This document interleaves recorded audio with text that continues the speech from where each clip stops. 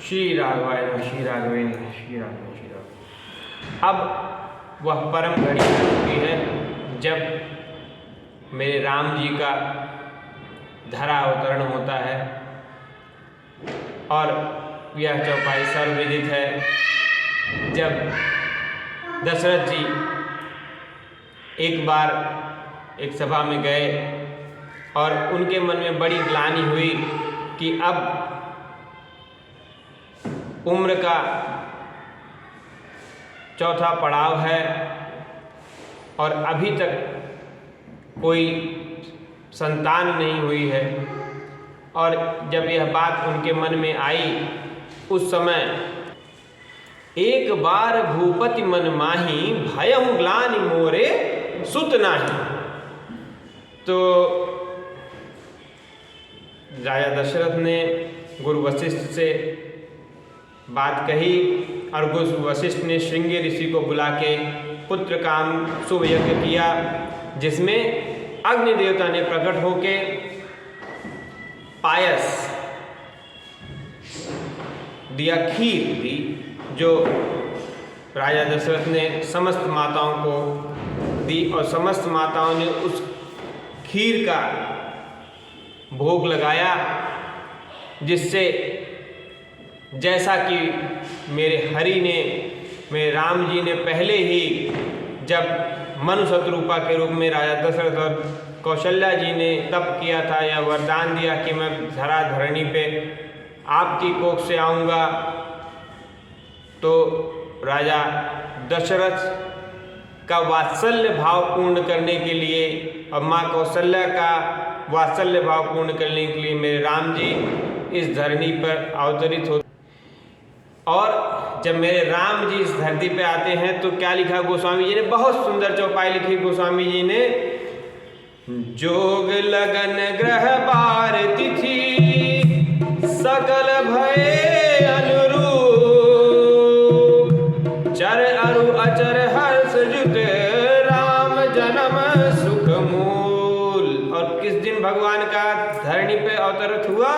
नौमी तिथि मधुमास पुनीता, शुक्ल पक्ष अभिजित हरि प्रीता, मध्य दिवस अति शीत नहामा, पावन काल लोक विश्रामा, शीतल मंद्र सुरभि प्रभाऊ, हर्षित सुर संतन मन चाहु, मन कुसुमित गिरिगण बलिहारा, प्रवहि सकल सरकामत धारा। तो नवमी तिथि मधुमास पुनीता, चैत मास की नवमी तिथि को जब समस्त ग्रह नक्षत्र अनुकूल हो गए, जब भगवान आ रहे हैं तो अपने आप ग्रह नक्षत्र को अनुकूल होना ही था, सब अपनी अपनी कक्षा में सेट हो गए। और उस परम सुरम्य दिन में राम जी का रामनवमी के दिन अवतरण हुआ। और आप सब रामनवमी के दिन गोस्वामी जी ने साफ कहा है, आज भी अयोध्या में समस्त देवता भगवान राम का नमन करने के लिए अवतरित होते हैं, आते हैं। इसलिए जिसको भी पुण्य लाभ लेना है रामनवमी के दिन अयोध्या अवश्य जाए। और उस दिन भगवान ब्रह्मा ने समस्त देवताओं को कहा कि अब सब हम सब चलेंगे, क्योंकि नवमी तिथि मैंने कहा सब और सबसे सब आते हैं। बरसहि सुमन सुअंजलि साजी, गह गहि गगन दुंदुभि बाजी। देवताओं ने सुंदर पुष्प की वर्षा की। भगवान राम के अवतरण के दिन ढोल नगाड़े बजने लगे। अयोध्या धाम साकेत निवासी मेरे हरि का धाम बन गया और समस्त देवताओं ने भूरि भूरि प्रकार से राम जी की वंदना की। स्तुति करहि नाग मुनि देवा। नाग मुनि देव सब ने भगवान की स्तुति की और बहुविध लवहि निज निज सेवा, बहुत प्रकार से अपने अपने उपहार भेंट किए और ये सब गोपनीय थे।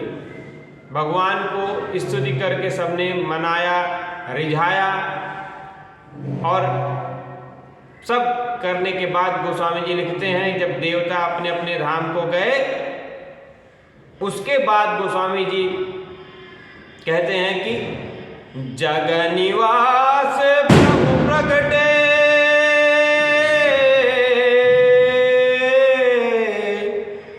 अखिल लोक विश्राम। समस्त लोगों को शांति देने वाले मेरे राम जी का अवतरण हुआ।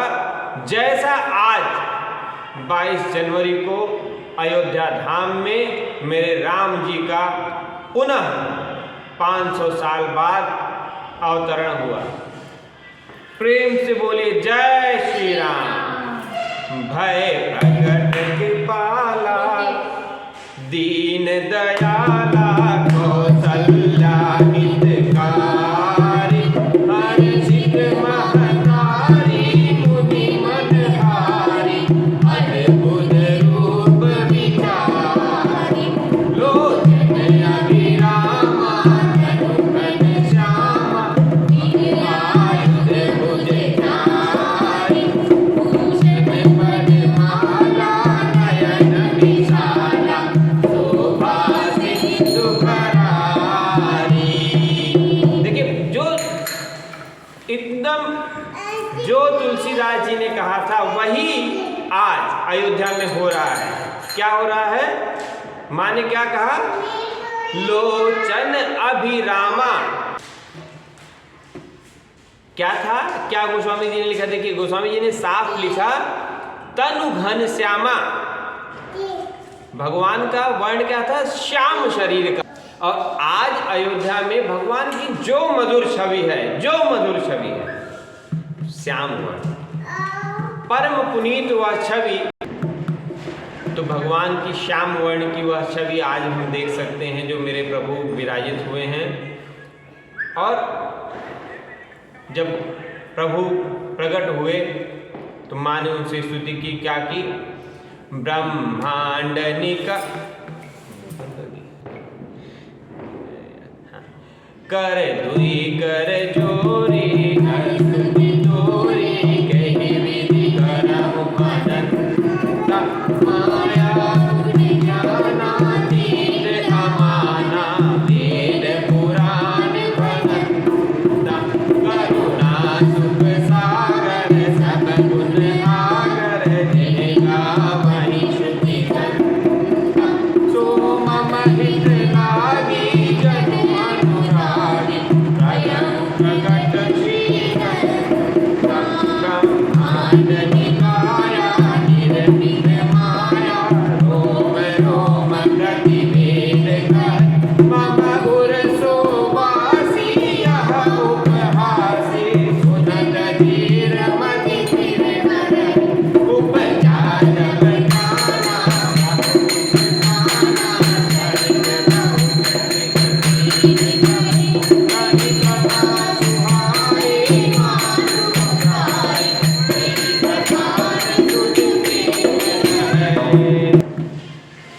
तो माँ कौशल्या ने जब भगवान को वह चतुर्भुज रूप देखा तो माँ ने स्तुति की भगवान से और भगवान से प्रार्थना की कि हे प्रभु, मैंने जैसा वर मांगा था मुझे बाल रूप में आपके दर्शन चाहिए। और जब माँ की वात्सल्य भरी बातें मेरे राम जी ने सुनी, माता पुनि बोली सो मति डोली तजहु तात यह रूपा की। इस रूप में नहीं प्रभु, कीजय शिशु लीला अति प्रिय शीला। हमें बाल स्वरूप में आपका दर्शन चाहिए।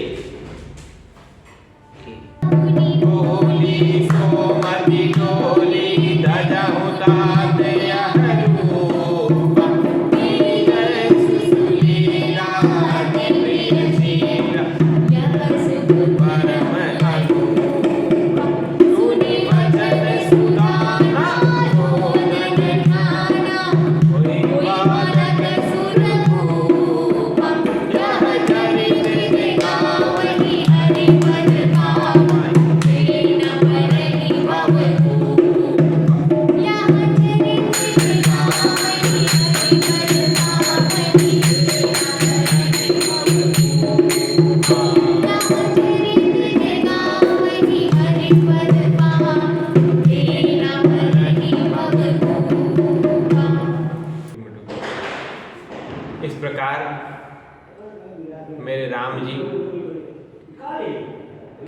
धरती पे आए। और क्यों आए? गोस्वामी जी ने लिखा कि विप्रधेनु सुर संत हित लीन मनुज अवतार और निज इच्छा निर्मित तन माया गुण को।